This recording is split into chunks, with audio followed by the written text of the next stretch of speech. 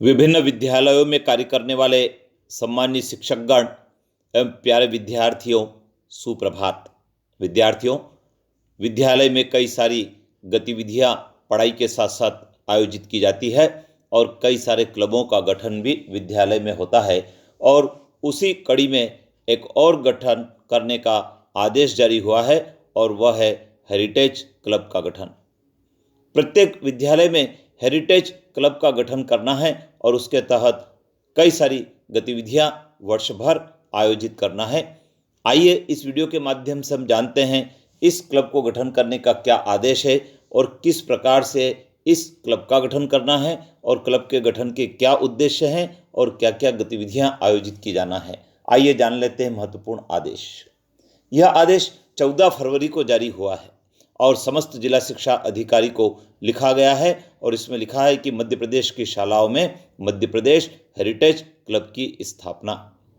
और वर्णन लिखा है, प्रमुख सचिव मध्य प्रदेश शासन पुरातत्व पर्यटन एवं संस्कृति विभाग मंत्रालय भोपाल द्वारा प्रदेश के कक्षा 9वीं से 12वीं तक के विद्यालयों में हेरिटेज क्लब की स्थापना हेतु लिखा है। हेरिटेज क्लब की स्थापना से संबंधित विस्तृत जानकारी का प्रारूप संलग्न है। उक्त क्लब की गतिविधियों पर होने वाला व्यय स्थानीय निधि से किया जाएगा।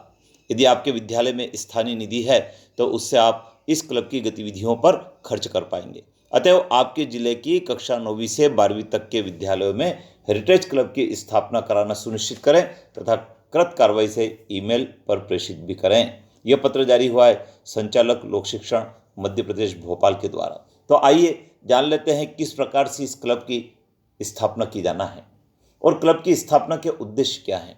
लिखा है, क्लब की स्थापना का उद्देश्य क्षेत्रीय विरासत से संबंधित इतिहास, कला, संस्कृति, पर्यटन और वास्तुकला की विभिन्न जानकारी बच्चों को प्रदान करना, पर्यटन स्थलों के बारे में जानकारी प्रदान करना, जागरूकता शिविर का आयोजन करना, छात्र छात्राओं को विद्यालय के आसपास के पर्यटन स्थलों क्षेत्रों की जानकारी प्रदान करने हेतु भ्रमण कार्यक्रम का आयोजन करना, भारतीय संस्कृति जैसे कि लोक नृत्य, प्राचीन कलाओं को जनमानस तक पहुंचाने की दृष्टि से विभाग के माध्यम से शिविरों का आयोजन करना, छात्रों एवं युवाओं को इसके माध्यम से संबंधित पर्यटन स्थल की संस्कृति, स्थानीय बोली, लोक कलाएं, लोक गायन जैसी विविध सांस्कृतिक जानकारियों से परिचित कराना, संबंधित स्थल पर भ्रमण के साथ उन्हें इस बात के लिए भी प्रेरित करना कि वो इनका व्यापक प्रचार प्रसार करें और उस क्षेत्र का वह स्थान जिज्ञासु पर्यटकों के लिए आकर्षण का नया केंद्र बन सके, जहाँ भविष्य में पर्यटक गतिविधियों के माध्यम से युवाओं को नवीन अवसर भी मिल सकेंगे।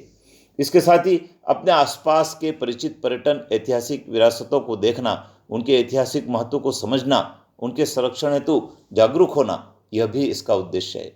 इसके साथ ही अपने आसपास के अपरिचित ऐतिहासिक विरासतों को खोजना, उनके महत्व की जानकारी गांव के बुजुर्गों से, संदर्भ पुस्तकों से प्राप्त कर संकलित करना, विद्यालय में, समाज में सबके साथ साझा करना, अपनी समृद्धशाली विरासत पर गर्व करना तथा उसके संरक्षण हेतु संकल्पित होना, क्लब के माध्यम से ऐतिहासिक धरोहरों के संरक्षण हेतु जागरूकता पैदा करना भी उद्देश्य है। इसके साथ ही और भी कई सारी गतिविधियां इसके अंतर्गत की जाना है और उसमें सांस्कृतिक गतिविधियां, संस्मरण लेखन प्रतियोगिता, निबंध लेखन, भाषण, प्रश्नोत्तरी, चित्रकला, फोटोग्राफी, लघु फिल्म निर्माण प्रतियोगिता, ऐसी कई सारी गतिविधियों का उल्लेख इस पत्र में किया गया है।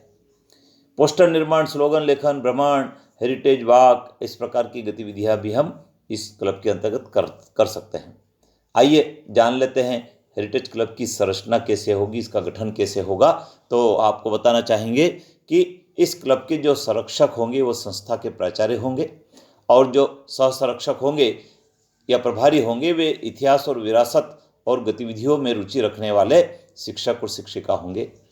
इसके साथ ही एक अध्यक्ष होगा और अध्यक्ष कक्षा 12वीं का छात्र छात्रा होगा यदि हायर सेकेंडरी स्कूल है, कक्षा 10वीं का छात्र छात्रा होगा यदि हाई स्कूल है।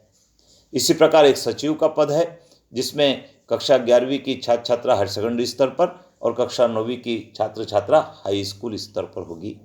कार्यकारिणी सदस्य भी होंगे जिसमें प्रत्येक कक्षा से केवल 2 छात्र छात्रा, सभी संकाय वर्ग मिलाकर, यदि शाला कोएड है तो एक बालक और एक बालिका को कार्यकारिणी में लिया जाना है, वे कार्यकारिणी सदस्य होंगे।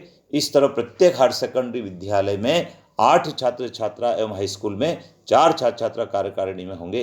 अध्यक्ष एवं सचिव को मिलाकर हायर सेकेंडरी में 10 छात्र छात्रा और हाई स्कूल में 6 छात्र छात्राएं क्लब के सदस्य होंगे। तो ये पर्यटन हेरिटेज क्लब की संरचना भी है।